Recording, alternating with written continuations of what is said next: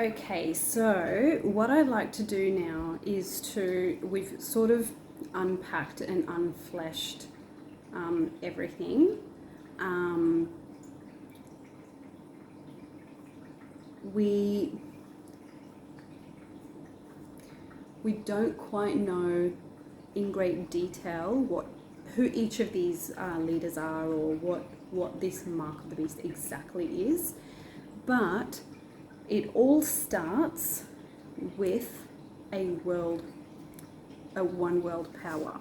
Okay, so I just wanted to reiterate now in this last video to do with Revelation 13 is the order of the things. Okay, the order of the countenance. So again, pen and paper if you've got it. So let's just summarize. Let's just sort of nut it down. In the early part of Revelation 13, it was about this big giant beast with 7 heads that comes out of the sea, and he's very blasphemous, and he's got blasphemous names on him. He's got 10 royal crowns. Oh, that's really interesting, isn't it? Just noticed that. Okay, so it's got 10 horns, with 10 horns and 7 heads. Okay. On its horns were 10 royal crowns, and on its heads blasphemous names. Okay. So we've got that beast, and he's very blasphemous, so he's completely against God. We're really going to see a horrible, horrible way in which the world is going to go. I think we're already starting to see that. There are so many things that are against God already.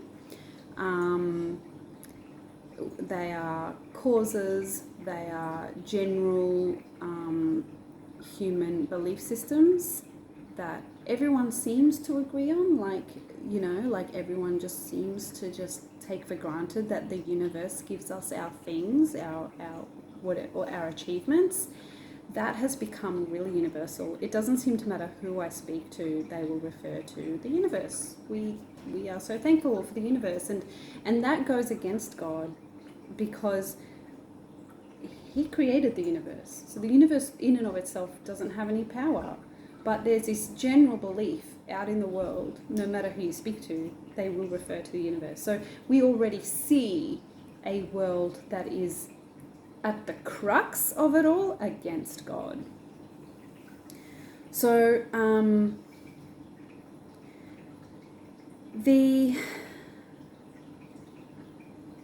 what I wanted to really point out here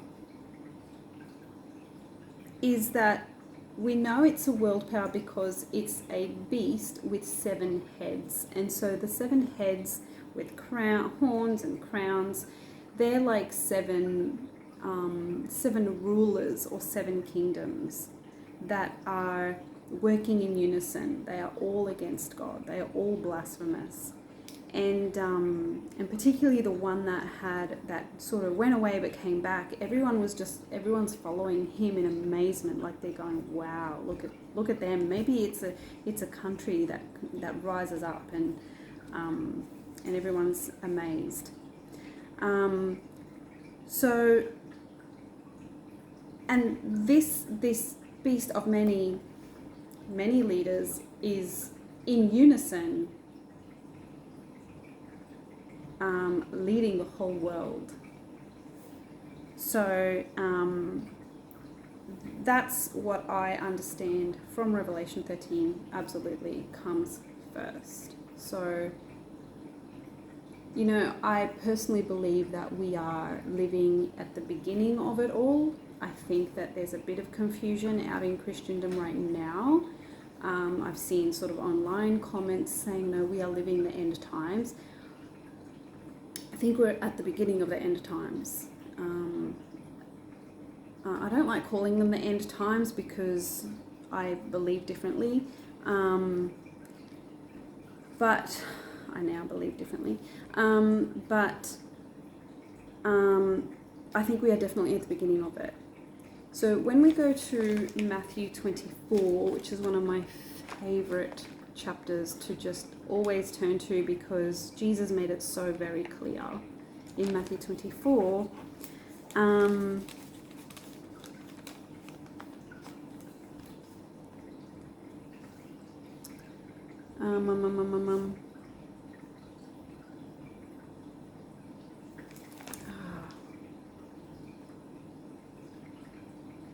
Yeah, he says, okay, Matthew 24 verse 6, you will hear the noise of wars nearby and the news of wars far off. See to it that you don't become frightened. Such things must happen, but the end is yet to come. For peoples will fight each other, nations will fight each other, and there will be famines and earthquakes in various parts of the world. All this is but the beginning of the birth pains. So I believe that that's where we're at. There's wars going on all around the world. There's lots of natural disasters happening as well. Like at the moment there's snow in Mexico and Texas, and that's just crazy. There's tornadoes happening. And we're just hearing of it all. So I believe that that's where we are at the moment. And Jesus, in his own words, said, but the end is yet to come. So I personally don't like to say that we are living in the end times because there's way more to come yet. So that's what we've got to keep an eye out for. We know there's wars, we know there's natural disasters, and then everything else will come. Then this world, one world type of leadership will come, and that's when everything gets put into place in terms of beast number 2, the image of the beast, and then the mark of the beast. So yeah, I'm going to leave it at that, and I can't wait to go through everything else that I've studied with you.